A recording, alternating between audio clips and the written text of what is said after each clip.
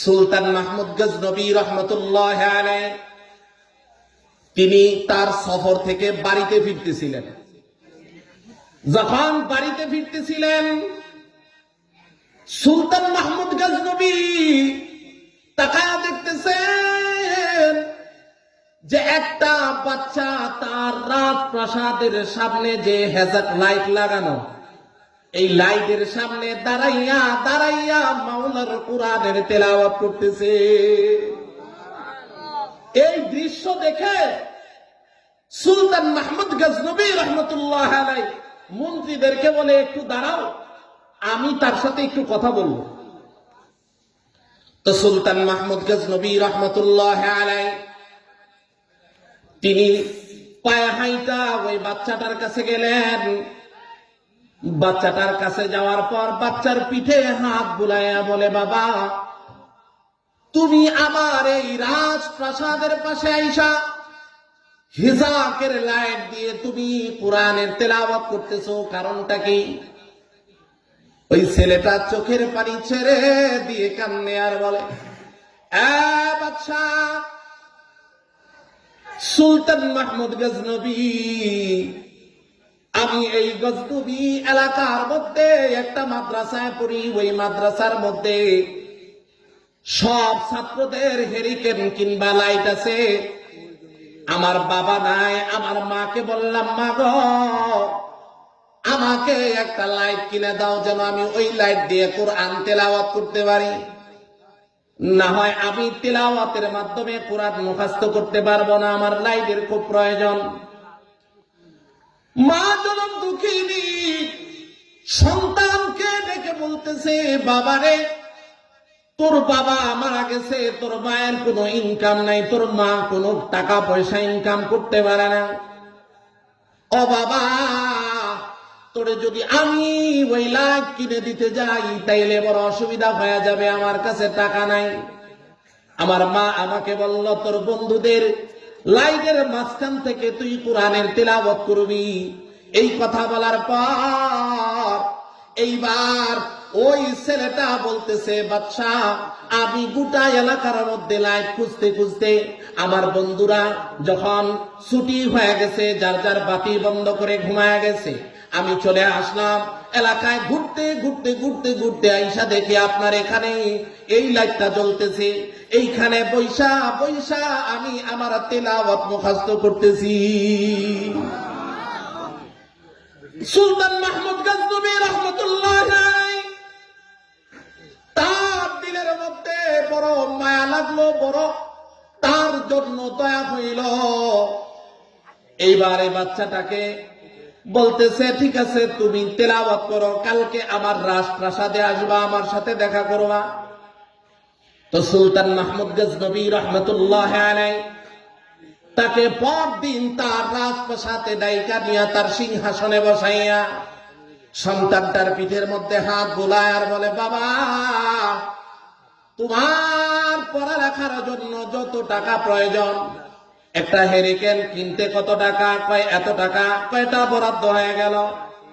এরপরে এটার জন্য তেলের খরচ যেটা লাগে ওটা আমি সারা বছরের জন্য বরাদ্দ। হিসাব করে যোগ বিয়োগ করে সবগুলো টাকা একত্রিত করে একটা থৈলার ভিতরে দিয়া ওই তলবে এলেমের হাতের মধ্যে দিয়া সুলতান মাহমুদ গজনবী রহমতুল্লাহ আলাইহি কান্না শুরু করে দিলেন। এবার এই বাচ্চাটা ডেকে বলে, বাদশা, আপনার কান্নার কারণটা কি? আপনি কেন কাঁদতেছেন? এইবার সুলতান মাহমুদ গজনবী রহমতুল্লাহ আলাইহি কান্দে আর ওই তলবে এলেম ছাত্রটাকে ডেকে বলে, বাবারে, আমি আজকে 12টা বছর যাবত তাহাজ্জুদ পড়ি, আওয়াবিন পড়ি, ইশরাক পড়ি। আমি সব আমলের শেষে শেষে আমার রব্বে কারীম আল্লাহ তাআলার কাছে দোয়া করি, আল্লাহ আমাকে দয়ার নবী, মায়ার নবী, রহমতের নবী মুহাম্মদুর রাসূলুল্লাহর সাথে স্বপ্ন যোগে সাক্ষাৎ করায়া দাও। বাবা, আজকে 12টা বছর যাবত আমি এইভাবে আল্লাহর কাছে দোয়া করতেছি, আমার মায়ার নবীর সাথে একটা মিনিট দেখা হয় না। আমার দিলে বড় দুঃখ।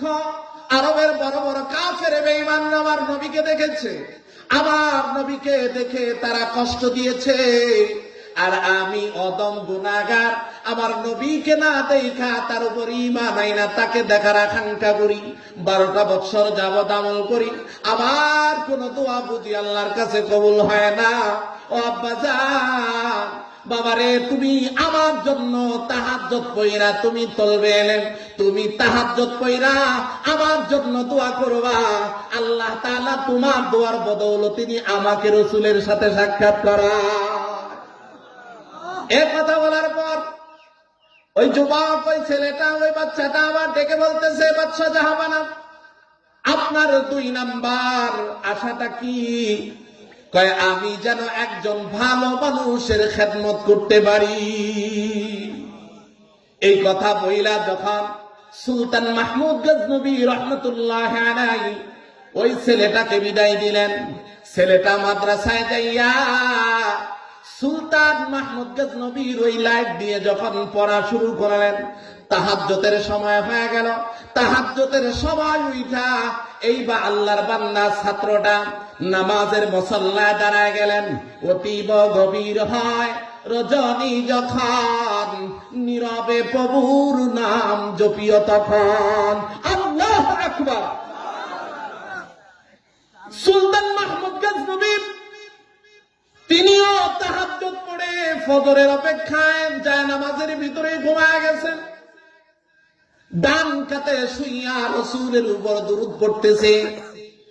মুসলমান ইমানদার এই দিক দিয়ে তলবে এলেম নামাজের মধ্যে নামাজ শেষ করে হাত উঠাই আল্লাহকে দোয়া করে, আল্লাহ, যার মাধ্যমে আমার এই কোরআন তেলাওয়াত চলতেছে, আল্লাহ, যার কারণে আমি কোরআনের হাফেজ হইতেছি, যার কারণে আমার লেখাপড়া চলতেছে, আল্লাহ, তার মনের আশা পূর্ণ করা দিয়া রাসূলের সাথে সাক্ষাৎ করায়া দাও।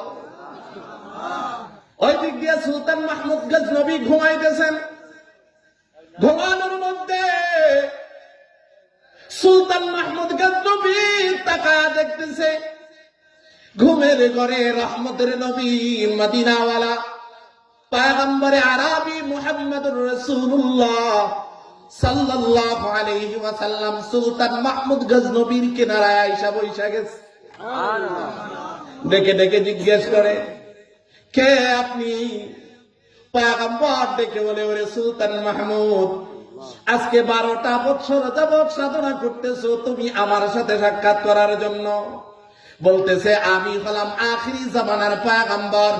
এই কথা বলার সঙ্গে সঙ্গে সুলতান মাহমুদ গজনবী স্বপ্ন যুগে হাওমাও করে কেঁদে দিয়ে বলে, মায়ার নবী গো, আপনাকে একটা নজর দেখার জন্য 12টা বছর যাবত সাধনা করতেছি, একটা দিনের জন্য দেখা হইল না। আজকে কেমনে আপনি আমার ঘরে হাজির হয়ে গেলেন?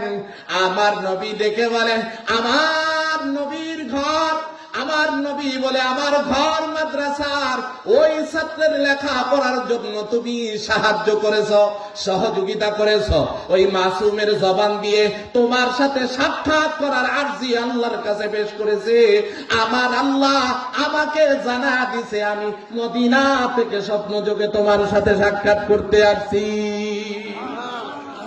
মুসলমান ইমানদার, নবীর সাথে সাক্ষাৎ হয়ে যাক, কারা কারা চায় একটু হাত উঠান। লিল্লাহে তাকবীর। আরো জোরে বলেন, লিল্লাহে তাকবীর। কোরআন সুন্নাত যেখানে, কোরআন সুন্নাত যেখানে, লিল্লাহে তাকবীর। একটা মানুষ এমন আছেননি যে হুজুর, আমি এই মাদ্রাসার এতিম ছাত্রদের জন্য 10,000 টাকা দান করব। হুজুর, জীবনে বহু টাকা বহু জায়গায় খরচ করেছি, আর কোন টাকা হয়তো খরচ করবার চাই না। আজকে এই মাদ্রাসার মধ্যে এতিম ছাত্রদের জন্য 10,000 টাকা দিয়ে আমি আল্লাহ তাআলার কাছে আরজি জানাই, আল্লাহ যেন আমার সাথে রাসূলের সাথে সাক্ষাৎ করায়া দেয়। আসেননি একটা লোক রাসূলের সাথে সাক্ষাৎ করার মতো আগ্রহ, জজবা?